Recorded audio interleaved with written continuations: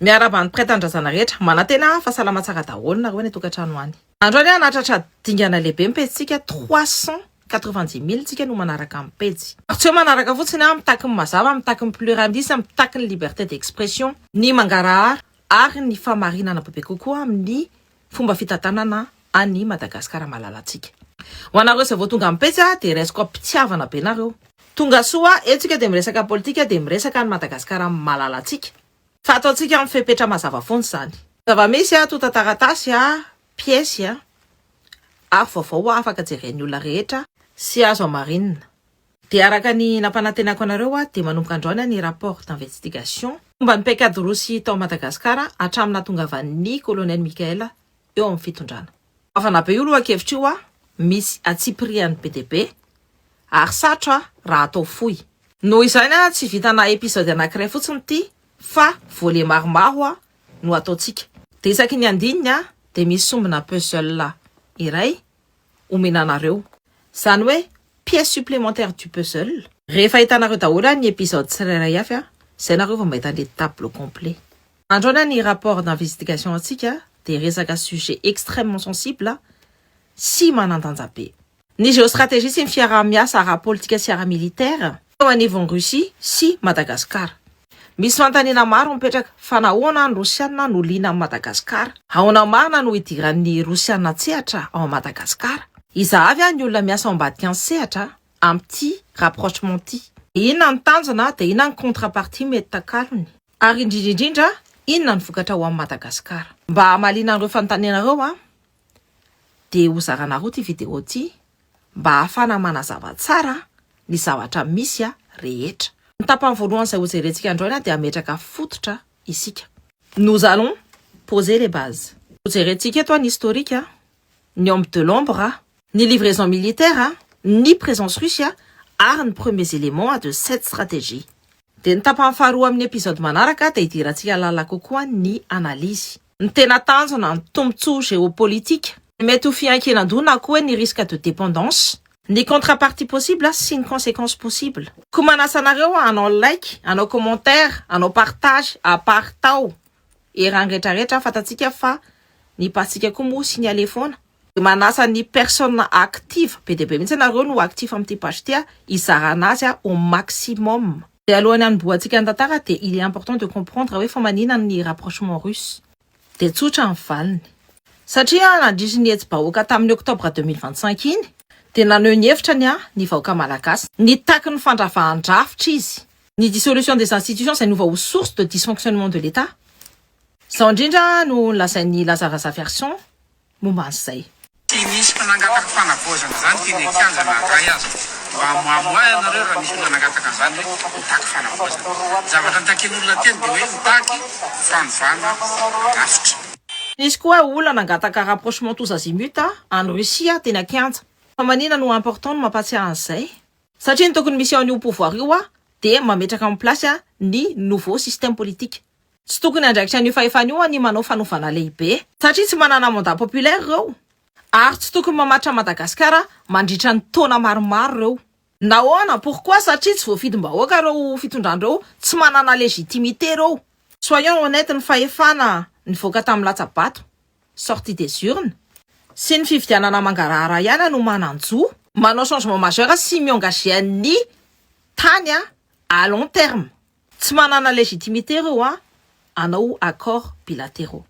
Mazava izay tepoka izay dia andao ary jerentsika ny historique initial des relations russe-Madagascar. Nanomboka tamin'ny fomba ofisialy tamin'ny 29 septembre 1972 ny fifandraisana diplomatika teo amin'ny Madagasikara sy Rosia. Nanomboka tamin'ny taona 1975 kosa ny fiaraha-miasa militaire. Tamin'ny juin 1978 ny Flot Didier Ratsiraka dia nanao fitsidiana ofisialy tany Moscou amin'ny mafilo mpanjakana malagasy azy. Tany izy dia niraisy ny Leonid Brezhnev.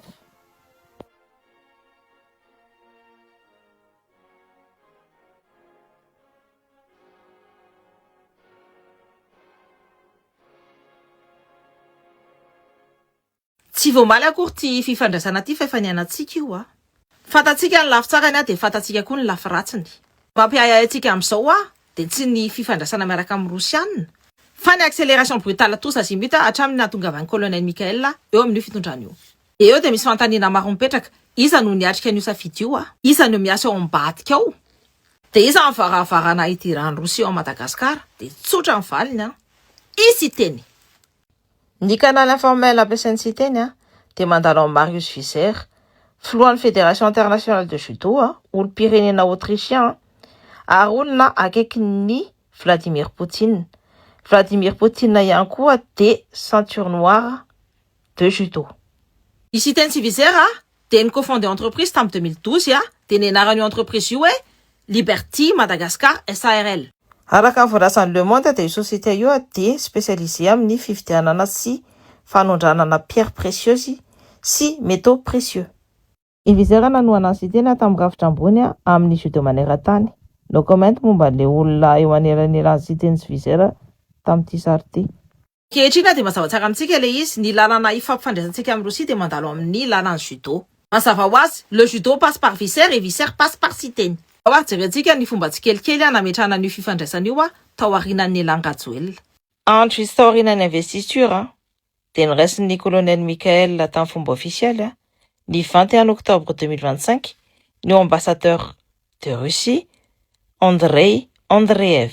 Dia latsaka iray volana tao aorianan'ny investiture ny colonel Michael koa dia nandeha tany Russie Siteny teo anelanelan'ny 5 sy 10 novembre 2025.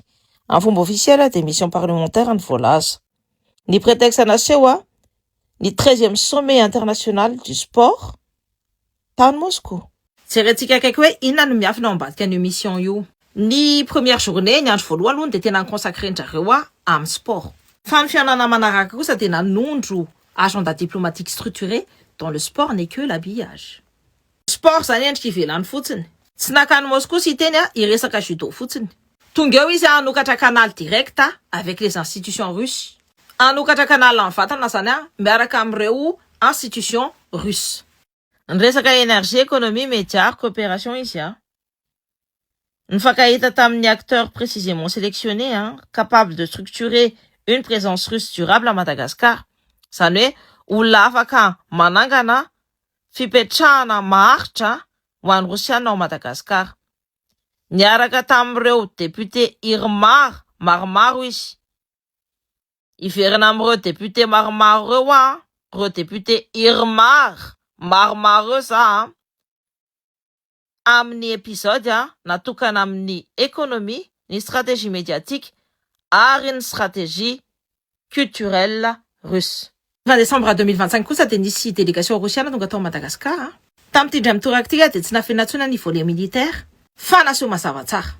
Fiaramanidina militaire mitondra ny matricule RA 86 572 no tonga tao amin'ny aéroport international d'Ivato. Ny anaran'io avion io dia Ilyushin IL-62M.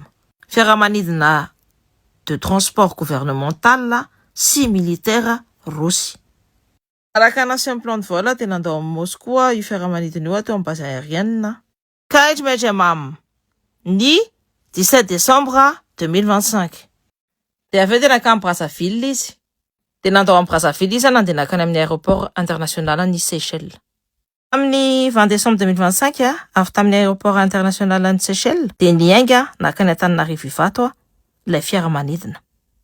Ny ampitsinina tamin'ny 21 décembre 2025 dia niainga tao Ivato io roplanina io andeha ho any Kinshasa. Inona ny ataon'io avion io a Madagascar? Inona no entiny? Izavy ny olona ao anatiny? Tia mivaliny. Ici, la Russie a commencé à fournir massivement des armes à Madagascar, affirmant officiellement qu'elle cherchait simplement à entretenir des relations positives avec des pays amis.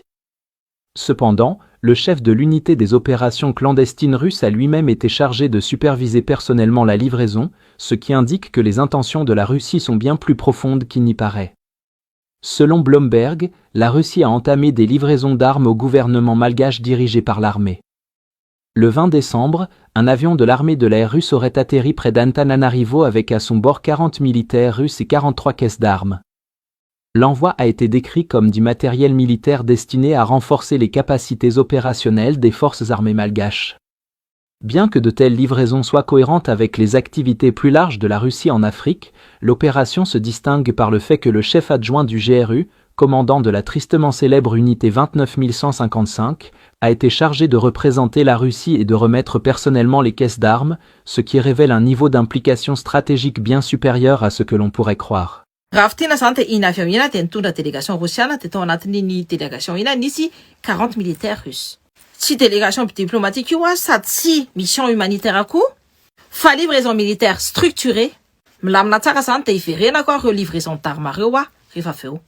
Araka ny loharanom-baovao maromaro dia général Andrei Averianov dia anisan'ny délégation rosiana saingy tamin'ny fomba miafina. Io manamboninahitra rosiana io dia tonga tany Madagasikara nolotra manokana ireo fitaovam-piadiana ho an'ny colonel Mikhail. Fa iza moa ty général Andrei Averianov ty, nahoana no manandanja be ny fisiny. Fa maninona ny présence no signifikativa be eo amin'ny tanintsika ao. Ary ina niveau d'engagement an'ny rosiana ao Madagasikara. Ny général Andrei Averianov dia chef adjoint ny GRU. Ny GRU dia service de renseignement militaire russe. Ka ny renseignement nivondrona européenne. Izy no tompon'andraikitra amin'ny unité 29155. Unité secret ao amin'ny renseignement militaire rosiana izay miandraikitra amin'ny opération clandestine any ivelany. Ary tsy izay ihany général Andrei Averianov dia mitarika koa ny opération ny Africa Corps. Fa maninona moa i Africa Corps dia nahoana no malaza siany lava io anaran'io eran'ny Afrika. Inona ary nidiran'io organisation militaire io ao Madagasikara. Africa Corps dia organisation paramilitaire russe mifandray mivantana amin'ny ministère de la défense russe. Hatramina fahatesan'ny Prigozhin tamin'ny juin 2023 dia niova ny anaran'ny Wagner ou Africa Corps. Dia andeha ho jerentsika ty vidéo ty izay manazava an'izany rehetra zany. Pendant des décennies, la Russie a projeté son influence en Afrique à travers la SMP connue sous le nom de groupe Wagner, un réseau privé de contractants militaires ou de mercenaires, selon à qui l'on pose la question. Cependant, après l'insurrection de Wagner contre Moscou en juin 2023 et la mort subséquente de son chef, Evgeny Prigozhin, le Kremlin a décidé de prendre le contrôle direct de ses opérations sur le continent africain. C'est ainsi qu'est né l'Africa Corps, également appelé Corps expéditionnaire russe ou REC, une force expéditionnaire créée par le ministère russe de la Défense en 2023 et subordonnée au renseignement militaire russe et au Kremlin. Son objectif ? Soutenir les gouvernements africains pro-russes dans leurs conflits internes et repousser l'influence occidentale, principalement celle des États-Unis et de la France en Afrique. Aujourd'hui, l'Africa Corps est déployé dans des pays comme le Mali, le Burkina Faso, le Niger, la Libye et la République centrafricaine, remplaçant le groupe Wagner et étendant l'influence de la Fédération de Russie à travers tout le continent. Raha fitina zany dia Africa Corps dia fitaovana rosiana amin'ny atao hoe guerre hybride, militaire, politique, renseignement, art diplomatique. Mazava tsara ny mission any Africa Corps. Voalohany dia manamafy ny influence rosiana ao Afrika ary mampihena ny influence occidentale. Ny faharoa, miaro ny aksian'ny Rosia amin'ny ressources stratégiques, volamena, uranium, hydrocarbures, sy ny sisa. Iverenako ny mode d'intervention iny dans la partie 2. Ankehitriny dia efa nantsika daholo ny élément de contexte rehetra dia misy fanontaniana anankiray ty misongadina. Fa maninona makany Madagasikara ny chef adjoint GRU? Reto ny fanontaniana maro avoakatsika koa. Maninona no izy manokana? Pourquoi lui exactement? Fa maninona no nandefasana olona de haut niveau pour de simples livraisons d'armes? Satria général Averianov dia tsy diplomate tsotra, tsy migérer dossier de coopération classique. Ny fisiany tany Madagasikara tamin'ny décembre iny dia mametraka afatra mazava be. Tsy raisin'ny Rosiana ho partenariat tsotra i Madagasikara, fa raisiny opération politico-militaire sensible. Autrement dit, ni présence ni général Andrei Averianov traduit ni niveau d'implication stratégique en Russie au Madagascar. Manana double objectif ici. Voalohany ny installation ny Africa Corps au Madagascar. Mitovy foana amin'ny procédure. Voalohany dia livraison progressive d'armes. Araka ny lazaiko anareo teo dia reto daholo ny date clé an'ireo livraison d'armes ireo. Fin décembre 2025, livraison à 43 caisses d'armes d'assaut, système anti-char, sy drone. 14 janvier 2026, ity ny fanambarana officiel avy amin'ny présidence de la refondation momba ny livraison d'armes nataon'ny Rosiana ho an'ny gouvernement malagasy. Ankoatran'ireo livraison d'armes ireo a dia ny présidence manamafy ihany koa fa efa manomboka ny fiofanana omen'ny Rosiana ny tafika malagasy. 18 février 2026, livraison d'hélicoptères Mi-8 anankiroa sy camion militaire enina. 1er avril 2026, livraison ana blindé BMP3, fitaovam-piadiana, munitions, uniforme, art équipement de protection. Dia mazava ho azy fa les armes ne suffisent pas. Dia tsy maintsy ampiana amin'ny installation ny instructeur. De ireo instructeur any Africa Corps ireo dia tsy maintsy mijanona de façon permanente en Madagascar. Ty misy extrait ny reportage ny RT, c'est télévision russe. L'une des nouvelles étapes dans les relations russo-malgaches est le renforcement de la coopération entre les deux pays en matière de sécurité. La présence des instructeurs de l'Africa Corps, une structure du ministère russe de la Défense sur l'île Rouge, en est la preuve. Nous nous sommes déplacés à Madagascar pour voir en quoi consiste leur mission dans ce pays.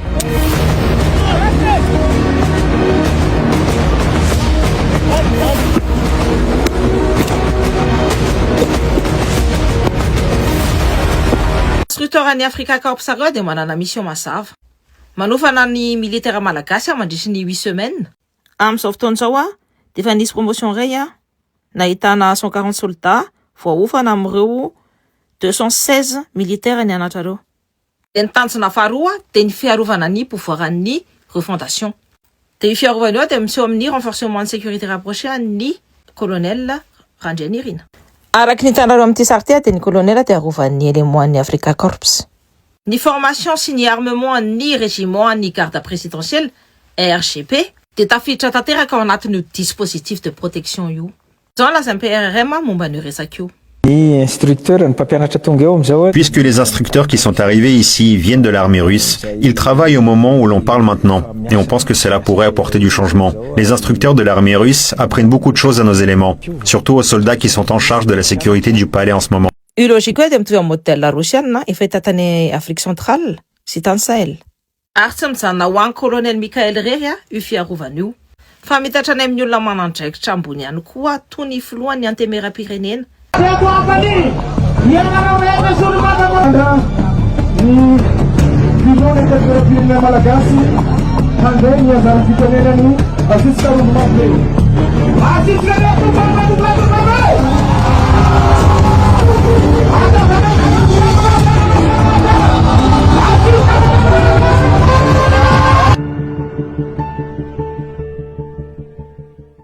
Fanahoana ary no arovana akaiky ireo personnalité en refondation ireo. Rosiana dia miprotéger ny investissement politique any en Madagascar.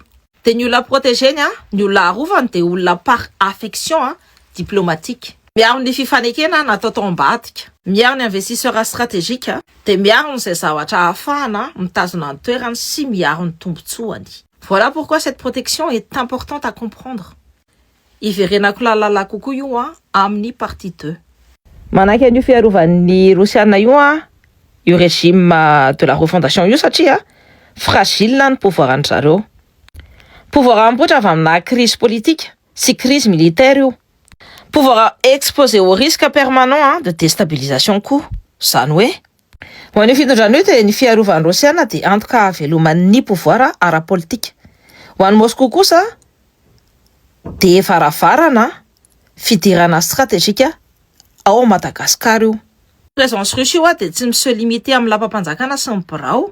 Hita maso io isan'andro io ary mameno tanàna io. Feno instructeur russe mivezivezy manodidina an'ireo zone sensible ireo. Eo anelanelany avilo, ivato, ambodivoana ary ivandry. Indraindray manao tenue militaire, mitaingina moto, mitondra ny fiara pick-up ny tafika malagasy. Ankehitriny dia apetrako sy averiko aminareo mifanontaniana. Ao ambadika an'ireo basy sy ny fiarovana an'io fahefana io, inona ny stratégie an'ny Rosiana ao Madagascar? Manina ny Russie manao an'izao rehetra zao dia inona marina ny tadiavin'i Moscou ao Madagascar? Ny valiny dia amin'ny partie 2. Omeko rendez-vous nareo amin'ny lady manaraka hijery ny partie 2.